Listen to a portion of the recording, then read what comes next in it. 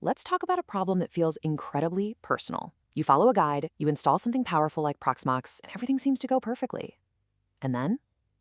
Nothing. You hit a total brick wall. You can't even get to the login screen. We're going to unpack exactly why this happens, and believe me, what it teaches you is way more important than just fixing the server. This quote just nails it, doesn't it?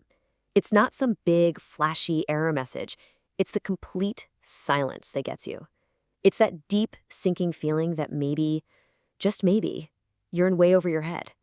It's a moment of tech dread I think we've all felt. Okay, so picture this. You just wrapped up a fresh Proxmox installation. All the text on the console said success, you're excited, you're ready to open that web page and start spinning up some VMs. But instead of a starting line, it feels like you've hit a complete dead end.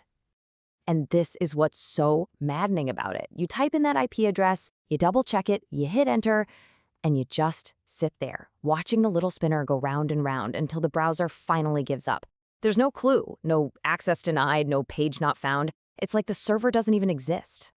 And yep, this right here, this is the thought that echoes in your head.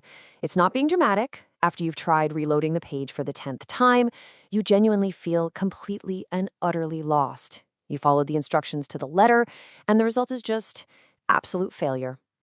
So what do you do next? Well, your brain switches into troubleshooting mode, but with 0 error messages to go on, you start chasing ghosts. You question every single step you took, and you almost always start looking in the completely wrong places. And here's the trap. All of these questions are perfectly logical. Of course you'd think, hey, maybe the installer just lied to me, or did I forget the port number again? These are good troubleshooting steps for 100 other problems, but for this one, they're just a massive distraction. So after you've spent an hour, maybe more, going down this rabbit hole of wrong answers, the solution usually shows up in the simplest way possible, as a single question. A question that sounds almost too basic, but it cuts through all that confusion and completely flips your perspective. This is it. This is the magic question. Notice it's not about Proxmox or the server or the install process. It asks about your computer, the one you're sitting at trying to connect from. And that right there is the key that unlocks this whole mess. And here's the big reveal. Proxmox was probably working just fine the whole time. The installer didn't lie. The web service was running. The problem wasn't the destination, it was the path you were taking to get there. The problem wasn't the app, it was the network. Which brings us to the real issue, this invisible barrier that was standing in your way the entire time. It's a fundamental rule of networking that, if you're new to this stuff, you've probably just never had a reason to learn. Until now. That barrier is called a subnet. Now, the easiest way to think about it is like a neighborhood. For 2 houses to be next-door neighbors, they have to be on the same street, right? Well, for 2 computers to talk to each other directly, they have to be on the same digital street, the same subnet. That first part of their IP address has to match. And this right here shows you the problem crystal clear.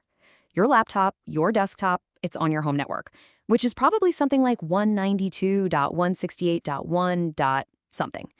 But Proxmox, during setup, defaulted to 192.168.100. something. You see it? The 1 versus the 100. That tiny difference is everything. I love this analogy because it's perfect. Your computer is basically standing on its front porch, shouting at the Proxmox server. But the server isn't next door. It's in a totally different neighborhood, on a different street, miles away. They can't hear each other. They're on different subnets. It's as simple as that. So once you have that aha moment, you're not just fixing one little problem. You're actually gaining a piece of fundamental knowledge, a new tool for your mental toolbox that you're going to use forever. And that is the real prize here. And look at this.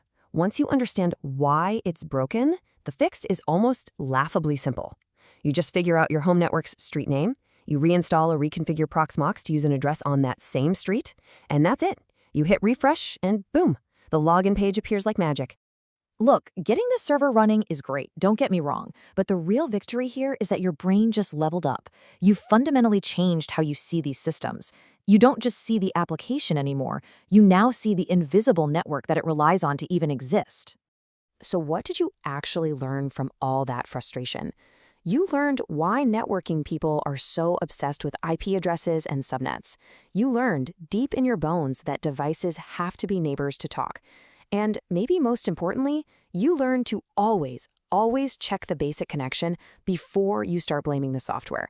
And you learn that sometimes systems just expect you to already know. And that's the thing. This experience isn't really a bug in Proxmox. It's more like a feature of learning. It's a classic rite of passage.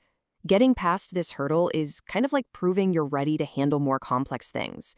It's frustrating for sure, but it's a necessary step on the ladder. You know, this whole experience goes way beyond Proxmox. I bet every single one of us has a story about that one problem, that one infuriating wall that we just could not get past. Until one day we did, and we came out the other side a little bit smarter, a little more capable. So what was yours? What was that first wall that really taught you how to think and not just how to follow a tutorial?